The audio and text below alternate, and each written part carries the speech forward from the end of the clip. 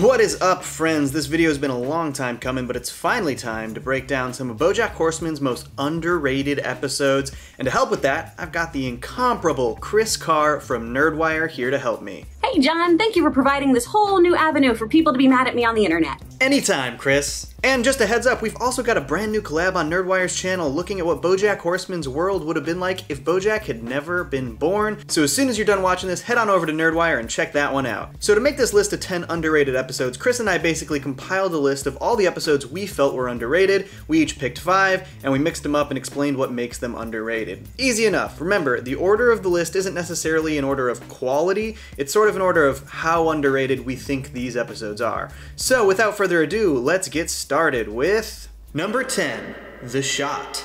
This episode gets some love, but not enough in my opinion. Some episodes of BoJack are fun and wacky, while some are dark, real, and introspective, but this one walks that line perfectly. An absolutely ridiculous heist into the Nixon Library featuring the least qualified people to ever heist, and also character actress Margot Martindale. There's some really incredible animated sequences, a ton of fun, and one of the most heart-wrenching and revealing moments in the franchise. The scene where BoJack and Kelsey actually get the titular shot is beautiful, and it leads into the only time we've ever seen BoJack cry in the series. And of course, the heartbreaking reveal that all of their hard work to capture this shot was for naught. It literally made things worse, leading to Kelsey being fired from Secretariat. Just brutal. But what a great episode. Number 9, Live Fast, Diane Wynn. I know this might be considered controversial, since a lot of other reviewers declare this to be the worst episode of the series, but I friggin' love the episode Live Fast, Diane Wynn. Hear me out. If you were from Boston, or if you have family in Boston, then this is your episode. It is filled to the brim with massholes. This was like going to a family reunion. Dad being kept in the cooler? That totally makes sense to me. My relatives bring deli meat and Coors Light to funerals. How can you not appreciate the animal puns in this one? The Maggot and Sons funeral home? The black sheep of the family not being the black sheep? That's safe for Diane, of course. How can you not be on board with a man's remains being made into chum for the sole purpose of throwing it at Derek Jeter, that purse-snatching son of a bitch? And if the Baintown references aren't your thing, there's Todd's grift with Princess Carolyn, in which they tell people BoJack's house is actually David Boreanaz's, and they charge them for tours. Ugh, what more do you people want? Note the letters BH on all hand towels and linens. That stands for Boreanaz's house. We see Diane and BoJack's friendship deepen. We learn more about Diane's home life, which helps color why she acts the way she does. Ugh, guys, this one should be on more must-watch lists. Number 8, Best Thing That Ever Happened. Here's one that I think gets slept on way too often. The entire episode takes place in Elefante as BoJack attempts to fire Princess Carolyn for blowing multiple movie deals in the same day. The episode is just masterfully blocked. PC desperately avoids the firing she knows is coming, and the tension and drama accidentally leaks out into the actual operation of the restaurant, all while a very important food critic waits for their food. What the episode does most brilliantly, though, is demonstrate Princess Carolyn's unhealthy dependence on saving BoJack, putting out his fires, rescuing him at the last minute, and even after she recognizes it and drives away from the restaurant, she turns around and saves BoJack one more time. It's very sweet and a little sad, but it seemed like it was that last effort push that was going to keep her working relationship with BoJack alive, until the mic drop ending when he still fires her. Oof, this is one of my favorites, and it doesn't get nearly enough love. Number 7, Yes and. The obvious draw to this episode is the plotline with Todd getting sucked into the world of improv when he becomes entangled with the Shenanigans crew. When Todd explains improv to Diane and BoJack, they're convinced he's joined a cult. And well, I didn't read a book on it while I was a Scientologist like BoJack. I have attended my share of improv workshops and painfully unfunny shows, so yeah, I can agree that sometimes it feels pretty culty. But the Todd of it all is just a factor in what makes this episode so excellent. This episode also has BoJack accidentally insulting his latest Secretariat director, Abe, who literally meant they weren't making Casablanca, causing BoJack to miss an opportunity to do some serious Broadway work. Diane happens to be crashing at his place, hiding from Mr. Peanut Butter, much to Wanda's chagrin, and Diane and BoJack just feed off of one each other's misery, encouraging the other to dive deeper into their own self-loathing. It's probably the most cut and dry example of just how toxic these two friends can be for one another. Diane's presence and bad example causes tension between BoJack and Wanda, and ultimately, the two break up. And oof, Wanda's exit is powerful. When you look at someone through rose-colored glasses, all the red flags just look like flags. Number 6, Thoughts and Prayers.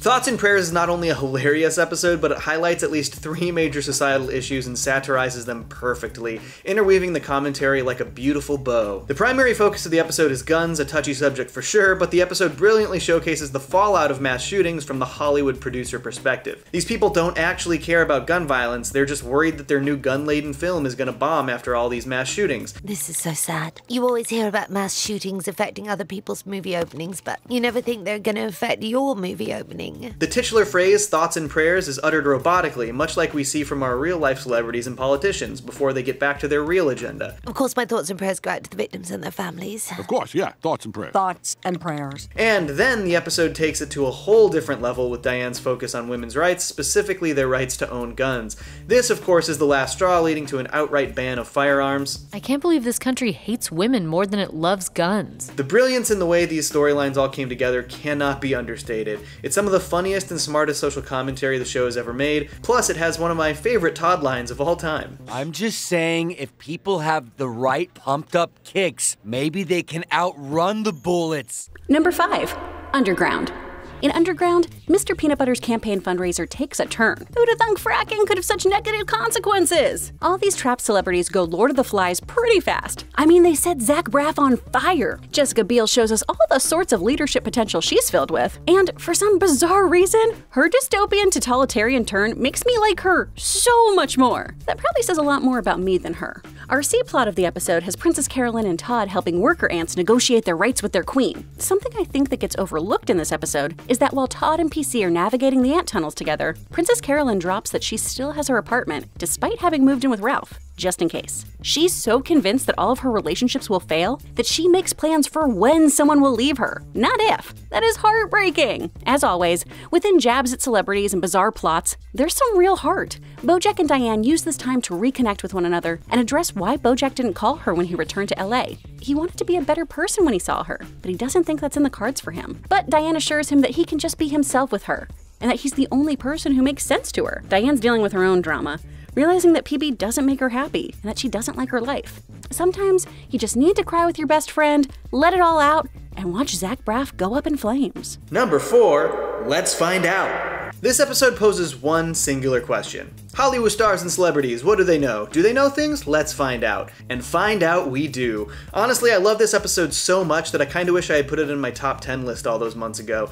I really blew that. But what makes this episode great is that the setting of a live broadcast creates incredible tension and stakes. The entire thing is fast-paced and moves a mile a minute. Being a live production, and a game show no less, the characters have to participate. So when Bojack and Mr. Peanut Butter's real-life drama leaks out into the production, what else can Bojack do? He has to own up to the shitty thing he did to Mr. Peanut Butter in the allotted time because they are live on the air. It's just such a smart framing device for these confrontations between Bojack and PB to finally take place. J.D. Salinger is a mad genius. Number 3, a horse walks into rehab.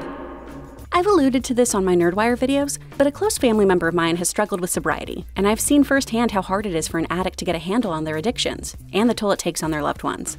A Horse Walks into Rehab really set up how cathartic this whole final season was going to be for me. It weirdly gave me hope. Bojack wanted to get better. He wanted to be a better version of himself and become someone who could be held accountable and help others. If someone like Bojack could put in this effort, surely anyone could. Season 6 is just what clinched this as one of the greatest television shows for me. And I mean that live action or otherwise. A Horse Walks into Rehab was familiar in all the right, strange, heartbreaking ways. And while on one hand, I'm really glad that some people don't share the same sort of emotional connection to the episode, I still do think it deserves a lot more love. Number 2, nice while it lasted.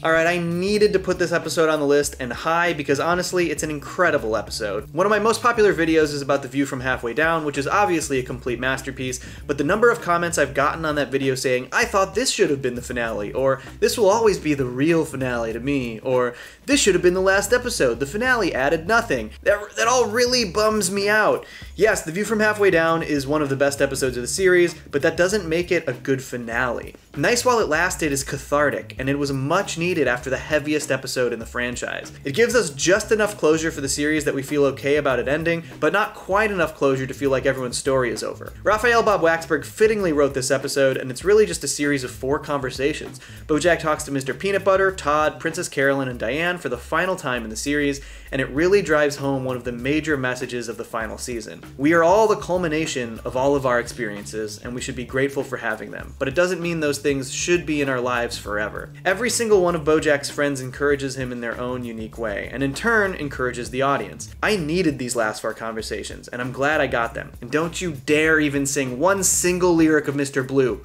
Don't you do it. I'm not trying to projectile cry today. And the most underrated episode of BoJack Horseman is Say Anything. So yesterday, you let yourself fall in love a bit, and you got your heart broken. Serves you right for having feelings. Ugh, this episode kills me! And it's probably the first episode that I really emotionally connected with in the series. Princess Carolyn is trying to have it all. She wants to be the superstar agent on the rise with incredible clients, but she wants to have a work-life balance too. So when BoJack pursues her, she thinks, yeah, maybe she does deserve some romance. Maybe she does deserve some happiness. But when a call from Herb Kazaz brings BoJack back to reality, he breaks off any romantic possibilities with her. So she throws herself into her work. She gets stories optioned. She gets back projects from her nemesis, Vanessa Gecko. But even these wins don't pay off. BoJack dismisses her efforts, and as the episode closes out, we see Princess Carolyn alone in her office. As her phone wishes her a happy 40th birthday, she realizes that trying to win over BoJack, personally or professionally, has cost her so much. I wanted to keep watching the show just in hopes that things would get better for Princess Carolyn. And if I'm being completely honest, I was hoping that BoJack would get his comeuppance. Alright, I wanted to jump in at the end here to also talk about Say Anything because I think this is arguably the most important episode of BoJack Horseman. Just like Chris, this is the first episode that I really emotionally connected with, and I think that's true for a lot of the audience. To me, Say Anything is the episode where the little caterpillar of the show that is BoJack Horseman broke out of its cocoon and sprouted wings. It stopped trying to be all those other successful adult cartoons out there, and it embraced itself. With one swift and effective emotional gut punch at the end, it tells the audience, hey, this show, it might not be what you're expecting. These endings aren't happy, these stories aren't always neatly wrapped, and it's gonna leave you feeling some things. This is when we really got to see what BoJack Horseman, the series, was capable of, and fortunately, it never looked back. Just an incredible episode. And there you have it, 10 underrated episodes of BoJack Horseman. The real problem with this show is that too many episodes are great, so honestly, there were tons more episodes we could have put on this list, and we're sure we missed some of your favorites, so be sure to comment down below which episodes you think are underrated. I also want to give an extra special big thank you to Chris Carr for helping me break these down. Thank you so much, Chris. Thanks so much for having me, John. If you guys want us to collab on more stuff, let us know. Put it in the comments and we'll do more things together because I'm going crazy in quarantine and I want to hang out with my friends. Please help. Please. And with that, make sure to go check out Nerdwire. They have some great BoJack breakdowns themselves, including that other collab that we just worked on together. It's all about if BoJack was never born, so go check it out right now. As always, thanks so much for tuning in. If you like this video, make sure to do all that subscribing, liking, and commenting business because it helps my videos get seen and makes me feel good about myself. Always stay tuned and stay safe. Peace. Johnny! Two